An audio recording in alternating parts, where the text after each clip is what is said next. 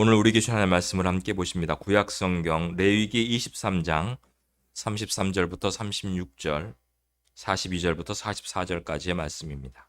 여호와께서 모세에게 말씀하여 이르시되 이스라엘 자손에게 말하여 이르라.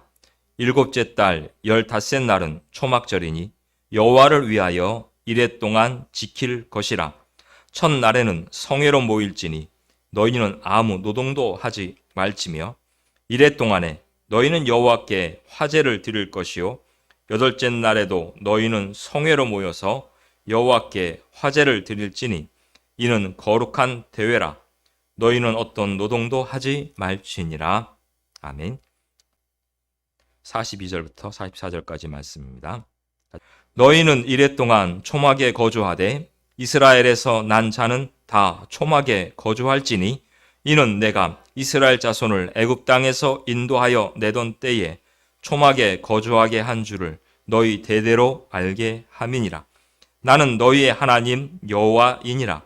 모세는 이와 같이 여호와의 절기를 이스라엘 자손에게 공포하였더라. 아멘. 한 주간 동안 주 안에서 평안하셨습니까?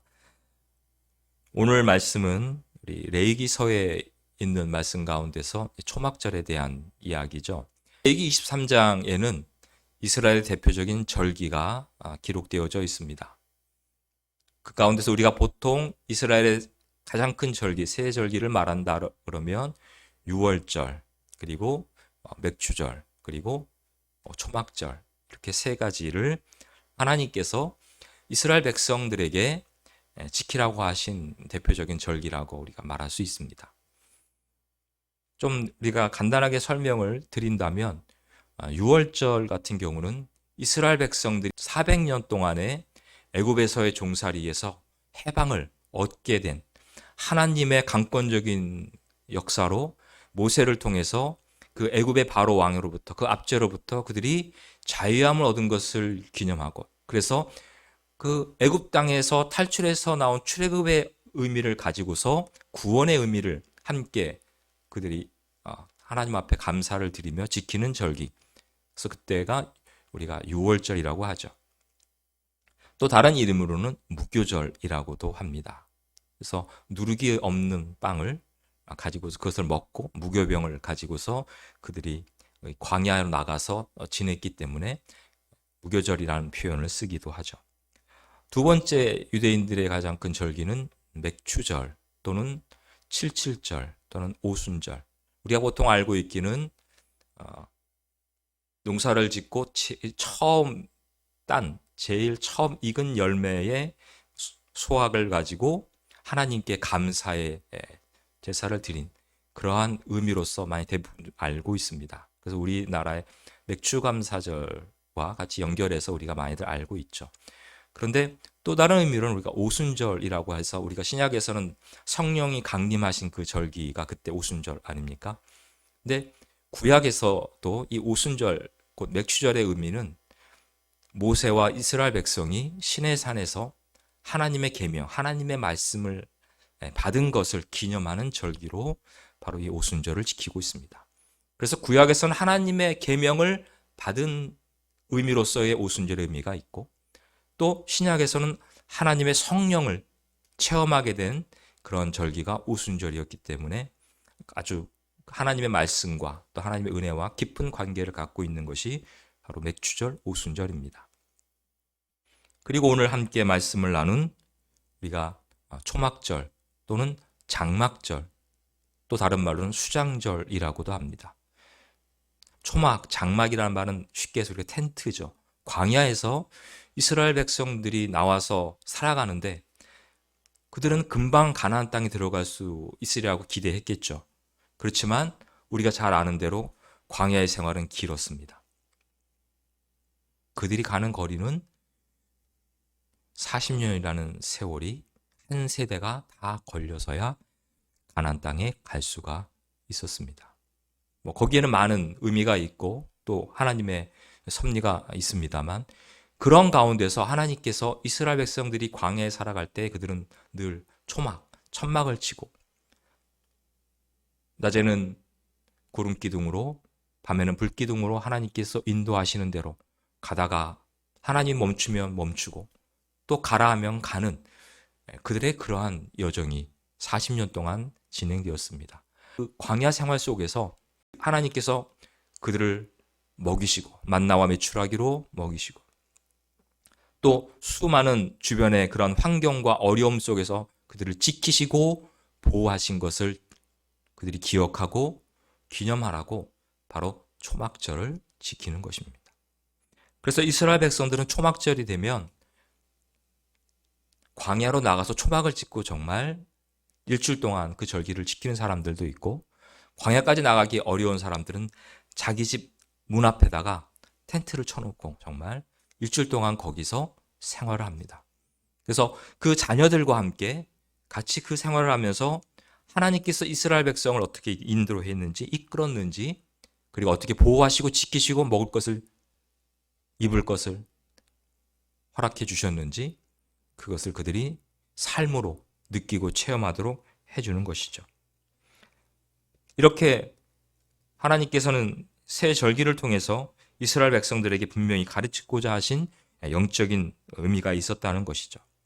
애굽의 종살이에서 그들을 구원하시고 해방시키시고 또 하나님의 계명 말씀을 그들에게 주시고 광야에서 그들에게 또한 먹을 것과 지키시고 보호하시는 은혜를 허락하신 것을 그들이 기억하고 감사하고 또 그것을 그들의 자녀와 자손들에게 계속해서 가르치라는 신앙의 훈련과 함께 계속해서 그 신앙이 이어져 가도록 하라는 말씀입니다. 신명기 32장 7절에 보면 옛날을 기억하라. 역대의 연대를 생각하라. 내 아버지에게 물으라. 그가 내게 설명할 것이요. 내 어른들에게 물으라. 그들이 내게 말하리로다.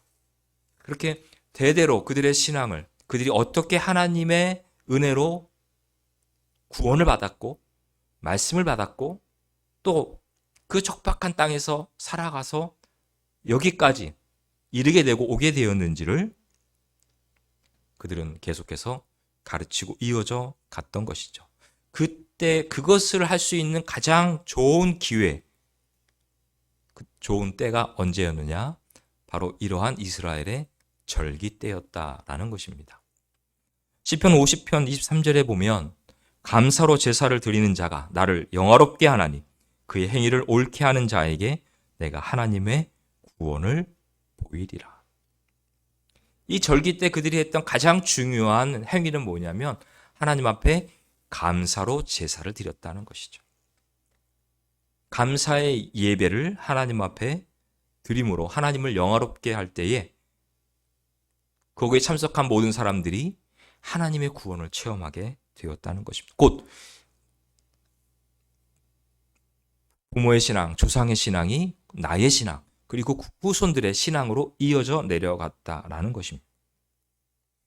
성도들이 하나님 앞에 절기를 지키고 제사를 드리는 방법을 오늘 성경에서는 우리에게 말씀하고 있는데 바로 감사로 제사를 드리는 것, 감사로 절기를 지키는 것, 그것을 말씀하고 있습니다.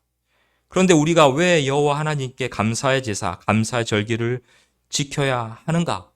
가장 중요한 이유는 그것을 통해서 우리는 구원을 체험하게 되기 때문입니다. 하나님의 살아계심과 하나님의 은혜와 하나님의 구원을 우리는 이러한 절기를 지킴으로 체험하게 된다는 것입니다. 그런데 거기에 또 질문이 하나 던져질 수 있을 것입니다.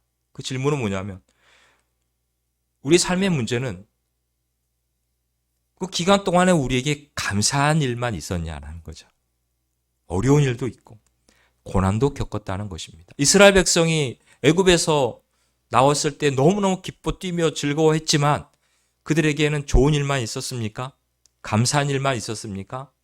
그들이 원하는 대로 그냥 모든 것이 착착착 진행되어졌습니까? 그렇지 않거든요. 나오자마자 애굽의 군대들의 추격을 받아야 했습니다. 생사를 넘어드는 위협이 그들에게 도사리고 있었습니다. 나왔더니 이제 무교병을 가지고 나와서 며칠은 버텼습니다만 먹을 것이 떨어집니다. 마실 물이 없습니다. 그들이 서 있는 곳은 광야입니다. 두려움이 앞섭니다. 애굽에서의 편안했던 생활이 떠오릅니다. 그들 안에서 불평과 불만이 나오기 시작합니다. 불평과 불만이 왜 나옵니까? 힘드니까 나오죠. 그냥 나옵니까? 어렵고 힘드니까 불평과 불만이 나오는 것입니다. 그들은 고난을 겪었습니다. 어려움을 겪었습니다. 우리가 살아가면서 고난을 기뻐하는 사람들이 얼마나 될까요? 우리가 살아가면서 고난을 기꺼이 받아들이고 그것을 감당하며 즐거워하는 사람이 얼마나 될까요?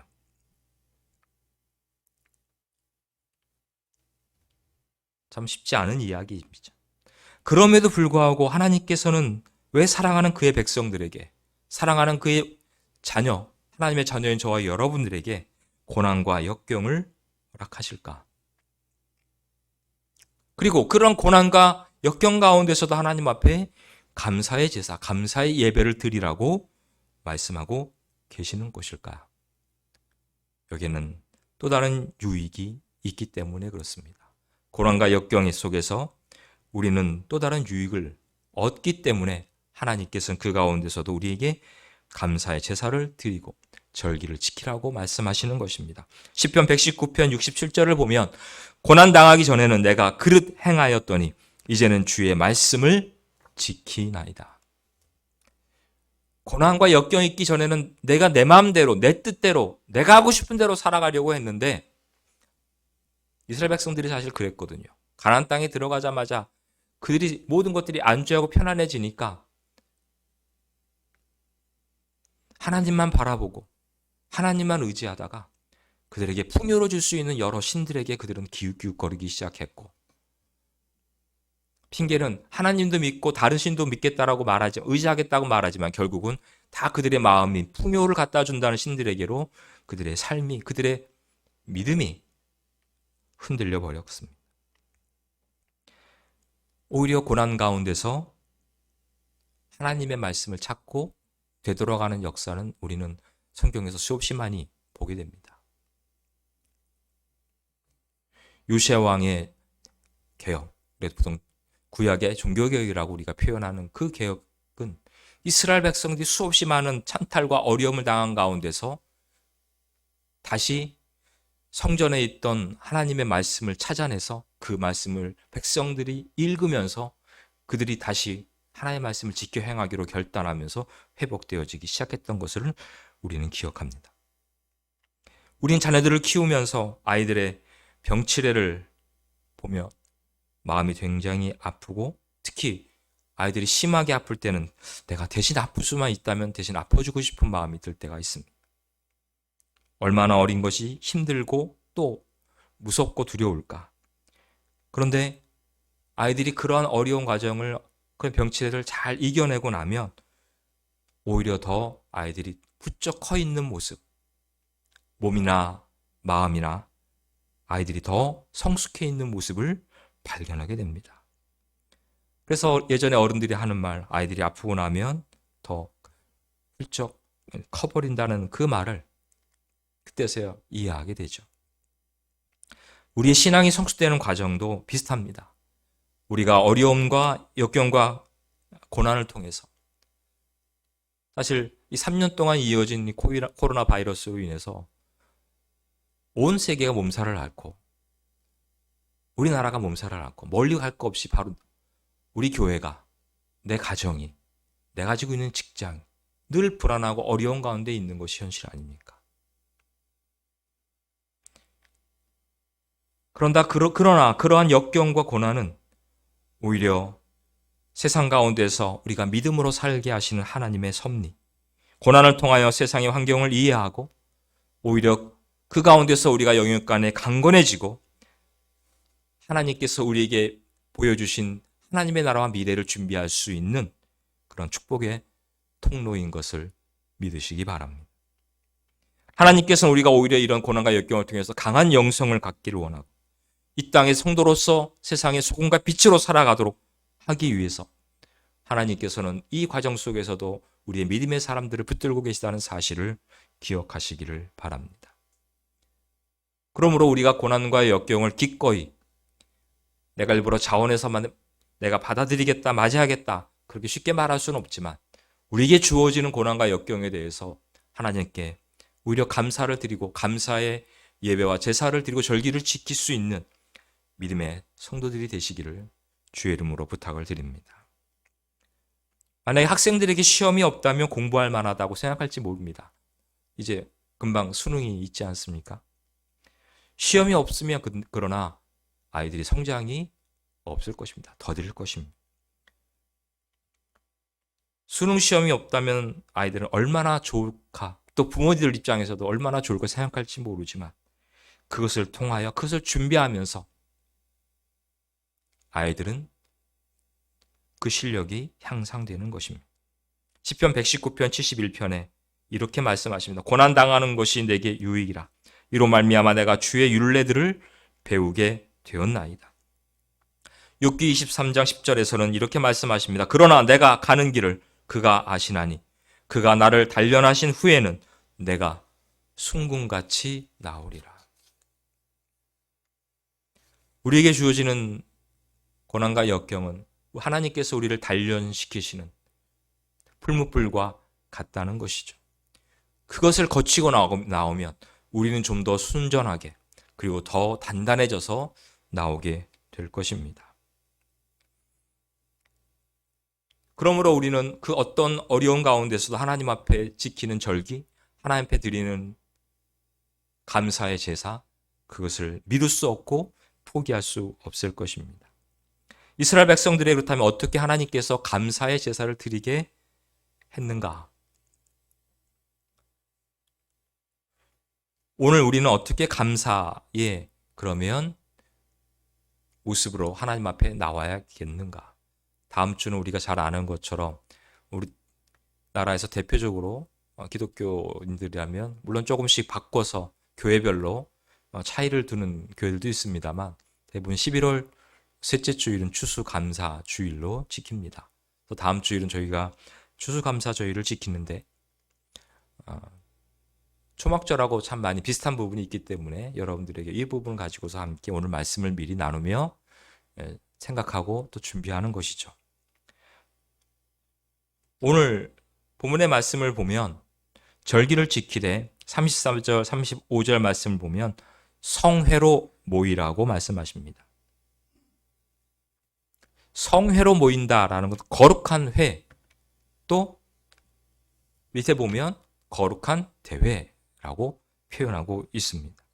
이스라엘 자손에게 말하여 이르라. 일곱째 달 15째 날은 초막절이니 여호와를 위하여 이레 동안 지킬 것이라. 첫날에는 성회로 모일지니 너희는 아무 노동도 하지 말지며. 거룩한 대회로 모이라고 말씀하시는 거죠.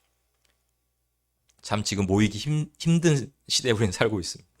또 어떤 분들은 이제 모이지 않는 게 익숙해져 버리고 교회에서도 모임이 점점 줄어들고 또 없어져 버리는 추세가 되어지는 현실이 지금 우리의 모습입니다. 근데 성경 우리에게 절기를 지키되 성회로 모이라. 거룩한 모임은 계속해서 가져야 된다고 말씀하고 계십니다. 모이기를 힘쓰라고 말씀하고 계십니다. 우리가 함께 모일 때에 그 가운데서 하나님의 임재를 함께 체험하는 놀라운 은혜가 있습니다. 우리가 모일 때에 하나님의 은혜를 함께 공유할 수 있고 나눌 수 있어서 서로에게 힘이 되고 서로에게 지렛대와 같은 버팀목이 되어주는 그런 은혜가 있다는 것을 우리는 기억해야 됩니다.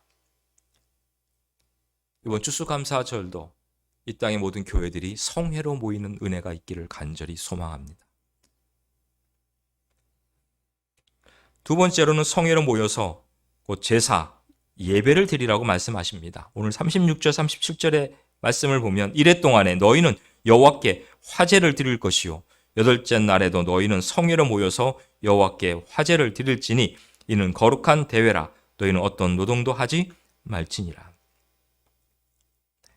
화제로, 이 화제는 제사를 드리는 방법 가운데 하나죠. 불로서 모든 것을 다 태워서 올려드리는 그런 제사입니다.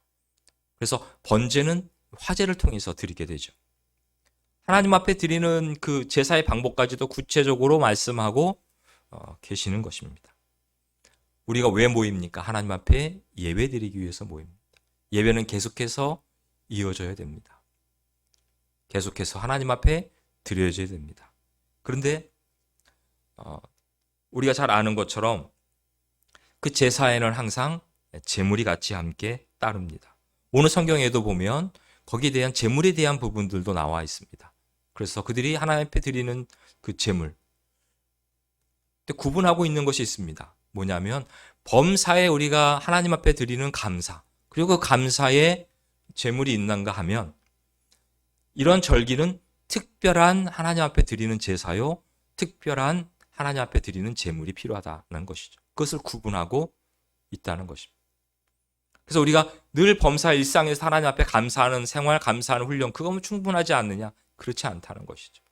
특별한 날에는 하나님 앞에 더 특별한 하나님 앞에 감사를 드리는 것이 바로 하나님 앞에 감사의 제사를 드리는, 예배를 드리고 절기를 지키는 방법이라는 것입니다. 그리고 또 하나 여기서 우리가 공통적으로 볼 수 있는 것이 뭐냐면 계속 반복해서 나오는 게 뭐냐면 아무런 노동도 하지 말라라는 말씀을 하시거든요. 왜 노동을 하지 말라? 물론 우리에게 쉼을 주기 위해서 그런 것도 있습니다만 일주일 동안 그 절기를 이스라엘 백성들은 지킵니다. 노동하지 말라는 그 의미는 우리에게 쉼을 갖는 것 의미도 있지만 하나님께만 집중하는 것이죠.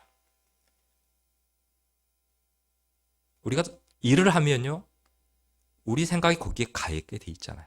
우리가 생업을 하고 뭘 하게 되면 우리는 거기에 집중하고 생각이 갈 수밖에 없습니다. 왜? 우리 눈앞에 있는 먹고 사는 문제이니까요. 그것을 스톱한다는 것은 오직 하나님께만 집중하라는 의미거든요. 우리가 하나님께 절기를 지키고 제사를 예배를 드릴 때에 우리 마음과 우리 생각이 이 시간 1시간 동안도 우리가 예배 드릴 이 시간이 우리의 모든 것들이 하나님께만 집중하고 하나님만 바라보는 것, 그것이 예배인 거죠. 그래서 우리가 젊은 세대들은 유튜브를 통해서 예배도 드리고 말씀도 보고 좀 도움이 된다고 생각합니다만 하나님의 집중해서 1시간 내내 오직 주님께만 예배할 수 있을까? 거기에는 퀘스천이 붙을 수밖에 없는 것이죠. 그리고 마지막으로 오늘 함께 읽었던 42절부터 44절까지의 말씀 가운데 44, 43절까지는 이런 말씀을 주십니다. 너희는 이랫동안 초막에 거주하되 이스라엘에서 난 자는 다 초막에 거주할지니 이는 내가 이스라엘 자손을 애굽 땅에서 인도하여 내던 때에 초막에 거주하게 한 줄을 너희 대대로 알게 함이니라. 이스라엘 백성들이 그냥 그 당시에 광야에서 초막에서 지냈다. 이게 지금 수천 년이 지나도 그들에게는 오늘의 나의 삶의 모습으로 기억되고 기념하고 있다는 것이. 대대로 알게 하기. 대대로 하나님께서 이스라엘 백성들을 애굽에서 탈출시켜 주셨다는 사실, 해방시켜 주셨다는 사실을 오늘 내가 지금 그것을